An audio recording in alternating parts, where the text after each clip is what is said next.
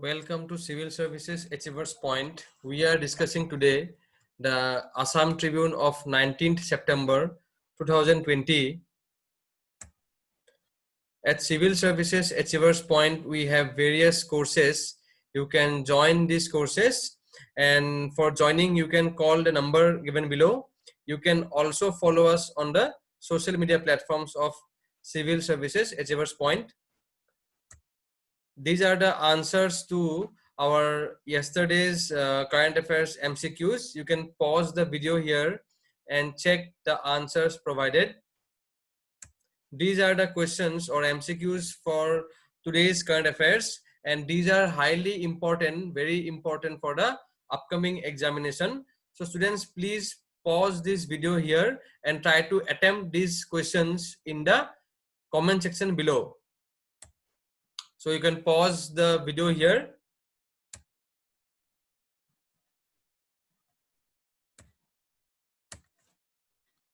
These are the important newspaper articles we are discussing today and the important editorials of today's newspaper. So students, let us begin. The first article which we are discussing today is the High Court to decide the approval to the Tikak project or the Opencast Mining. Now this is a very important topic, and this can be studied under the General Studies 2 paper Polity, and it can also be studied under the GS3 topic, GS3 paper topic Economic Development or Environment and Biodiversity. So the National Green Tribunal NGT has rejected a plea challenging approval to mining in the Tikak open cast mining project under the Saleki proposed reserve forest in Assam, and the NGT has left it to the Guwahati High Court. So the NGT has said that whether the mining is to be approved or not, it will be decided by the High Court, as it is a High Court pending case. So the bench comprising Justice SP Wangri and expert member Nagin Nanda noted that PILs are pending before the Guwahati High Court, in which the issues raised in the present application are also subject matter under consideration in those cases. So these issues are also present in the pending in the Guwahati High Court. Further, it noted that a one-man inquiry commission had been constituted by the government of Assam for inquiry into the alleged illegal mining activities being carried out in the Dehing Patkai Elephant Reserve, Saleki proposed reserve forest by the Coal India Limited and its subsidiaries, the Northeastern Coalfields. So the petition contended the Standing Committee of the National Board of Wildlife in its 57 meeting dated April 7, 2020 without any legal or factual considerations, and it recommended the proposal to regularize the violations under the Forest Conservation Act 1980, including the illegally broken up area for which it has no powers under the existing law. So the petition said the recommendations of the NBWL fails to consider that all the statutory processes note that there is illegal mining and recommended action to be taken, yet grants its clearance and permits it to proceed to the next stage while blatantly ignoring the illegal mining activity. So this is now will be decided by the High Court. So this is what this article says. Now coming to the next important step, as we know that the government is emphasizing on the development of the bamboo industry. So innovate to tap potential of bamboo products. So this has been a call by the Chief Minister. So whenever there is a statement of any Chief Minister or Prime Minister, Governor, President, Chief Justice of India, so when these personalities say anything which is relevant to our syllabus, then from here mains questions or even prelims questions are also expected, and especially these are important for our essay point of view. These are important for our essay point of view. So Chief Minister Sarabanda Sonowal urged the farmers and entrepreneurs of the state to tap the market potential of bamboo by adopting innovative and scientific approaches. He said that the state government has already developed a roadmap to strengthen the state economy by giving priority to the bamboo and cane sector. So he was speaking at the celebration of the World Bamboo Day. So we know yesterday was the World Bamboo Day, and it was organized by the State Bamboo Development Agency and Bamboo Technology Park, Soigaon, under the aegis of Industries and Commerce Department of the Government of Assam at the Assam Administrative Staff College in Guwahati. The Chief Minister also stressed on the need to focus on quality production and value addition of bamboo products. He said that he urged the entrepreneurs to concentrate on producing bamboo items, incorporating innovative ideas. He said that the state could significantly gain from exporting bamboo products, which has tremendous demand globally. He also observed that, like Assam tea, Assam bamboo also has a huge potential to capture world market. He called upon the State Bamboo Development Agency officials to provide all support to farmers and bamboo entrepreneurs. The Industries Minister of Assam said that bamboo has turned into green gold today, and the state is working to tap the potential. He also pointed out that the country's two-thirds bamboo is produced by the northeastern states, and out of this around 30% is produced in Assam. So Assam has a huge potential in bamboo, and this potential has to be tapped. So this is the call of the government. Now coming to the next important newspaper article, fiscal deficit may rise to 14.6 lakh crore. So this topic we are studying under the General Studies 3 paper, economic development topic. So the gap between government's total income and expenditure. So what is the fiscal deficit? The deficit is the gap between the government's income and expenditure is expected to rise to 14.6 lakh crore or 7.6% of GDP in the financial year 21 as economic disruptions are set out for a long haul due to the COVID-19 pandemic. The Comptroller General of Accounts early this month said that the country's fiscal deficit has expanded to 103.1% of budget estimate in the April-July period, primarily due to the lower tax collection. So the tax collection was lower and higher expenditure for the COVID-19 relief. So government had taken various relief measures under the Atmanirbhar Bharat package. So, and the taxes collection was lower because of the lockdown situation.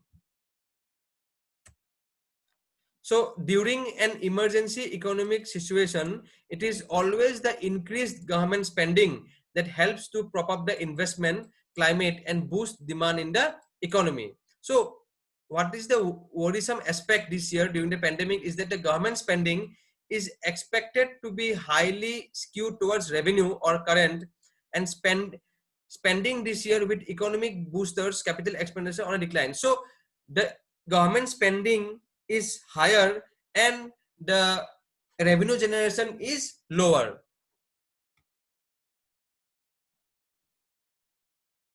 So this has led to the contraction of the GDP growth. So this we have discussed already in our earlier classes. So students, you can make a note of these points. Now coming to the next newspaper article, farm bills bring freedom to farmers.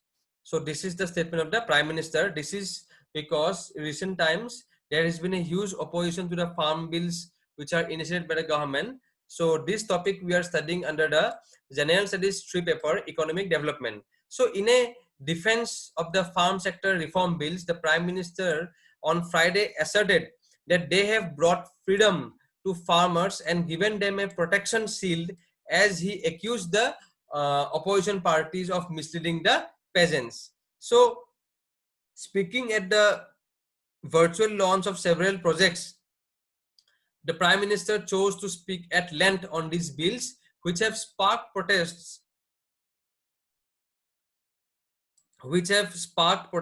by farmers in states like Punjab and Haryana, and sought to assuage concerns of the farming community by assuring them the government procurement of their produce will continue, and so will the minimum support price. So the government procurement of the agricultural produce will continue, and also the MSP will continue. So this is the statement of the Prime Minister. Now coming to the next important newspaper article, Nepal has included new map with Indian areas in the textbooks. So this topic we are studying under the General Studies 2 paper, International Relations. Nepal has introduced new textbooks in the school curriculum that include the country's revised political map showing 3 strategically important Indian areas as part of its territory.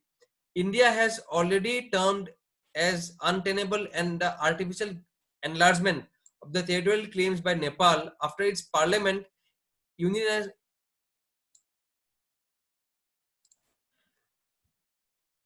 after the Nepalese parliament unanimously approved the new political map of the country featuring Lipulekh, Kalapani and Limpiadhura. So these names of the places are important from prelims perspective. Students, you may note these points which India maintains belongs to it. So India have all traditionally claimed that these places belongs to India, but recently Nepal has passed its parliament that these areas belong in the Nepal, and they have also enlarged their official map of Nepal. So now we will discuss the important editorials of today's newspaper. Now the first topic is the delayed justice.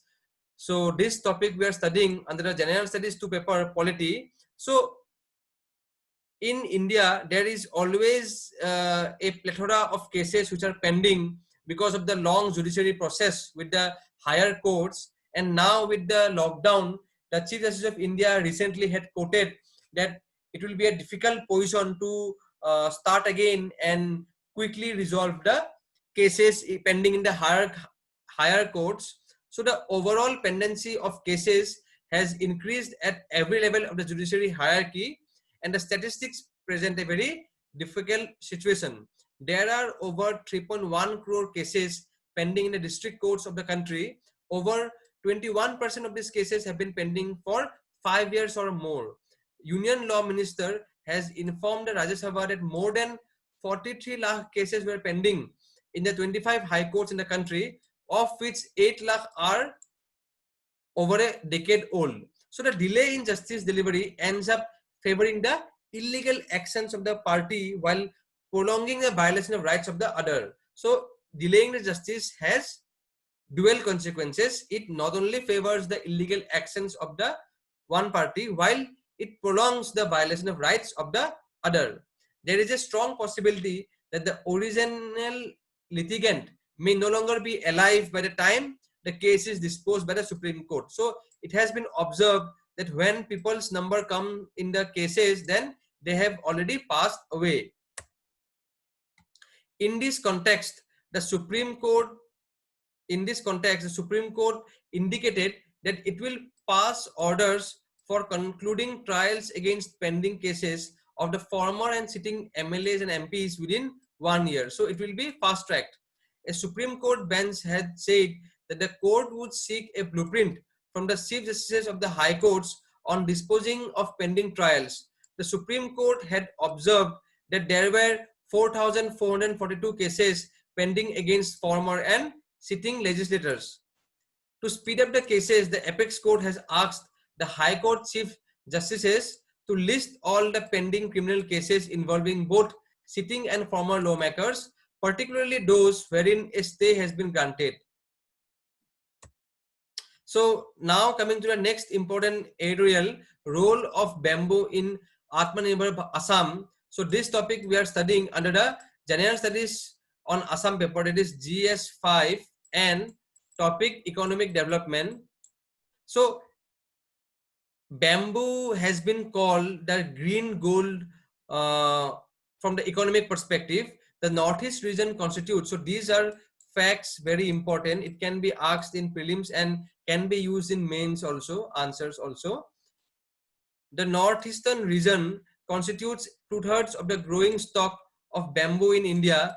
Assam holds around 23% of the total bamboo resources in the Northeast region.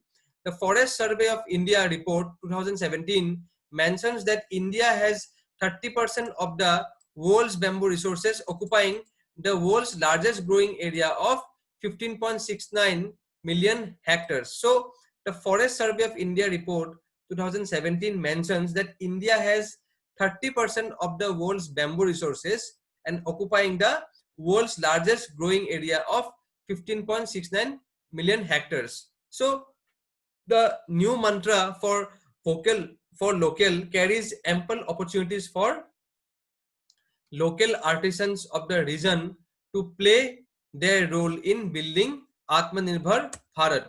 So the Prime Minister also lauded and appreciated the bamboo artisans of Assam for producing essential eco-friendly bamboo products in his recently Man Ki Baat program.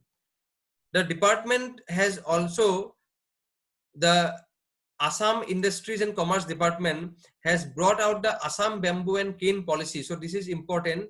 A question on this may come in exam.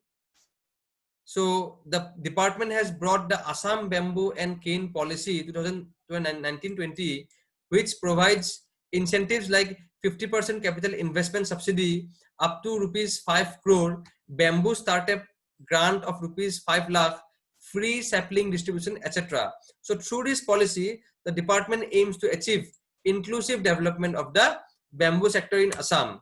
So Assam has set up the State Bamboo Development Agency, and the department concerned has formulated plans, programs and policy in tune with the national mission, that is the National Bamboo Mission. The department has taken the initiative to facilitate bamboo farming by involving farmer producer companies. Presently in Dimoria Development Block under Kamrup Metro District, plantation has been done in 585 hectares of land involving 520 farmers of Ampri Orange Producer Private Limited. So various projects and various initiatives have been taken. Further, after India's first biorefill refinery, Assam Biorefinery Private Limited begins its production, for which the yearly requirement of raw bamboo is around 5 lakh metric tons. The state's farmers can see a bright future in commercial cultivation of bamboo. Also, entrepreneurs have been given 60% credit linked back-ended subsidy as per the National Bamboo Mission guidelines for establishing their units. In such a scenario, the Assam government has encouraged and supported the bamboo sector. This will surely help us to revive the rural economy and create large-scale employment in this sector. So, Assam has also initiated the Assam Agarbatti project, which aims to strengthen the supply chain and boost the production of bamboo sticks and raw agarbattis.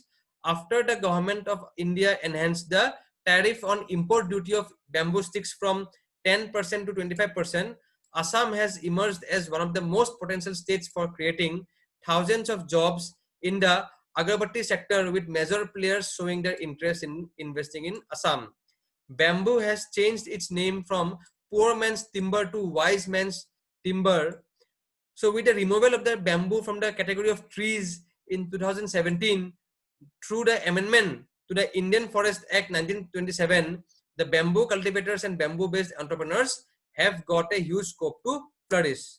So with this, the rural Assamese people can produce a more than 50% of their household things from bamboo, be it the fishing rod for angling or the bullock cart. So the state government is committed to tap the huge potential in the bamboo sector and create a value chain to create employability and provide ecological progress and sustainability to our society. So this is a very good way of how essays should be written and mains GS answers are written. So in our GS answer classes, we will discuss how to conclude. So this is a way to write conclusion. So students, with this, we end today's current affairs class. I hope this class was very helpful. Thank you for watching this video. Thank you.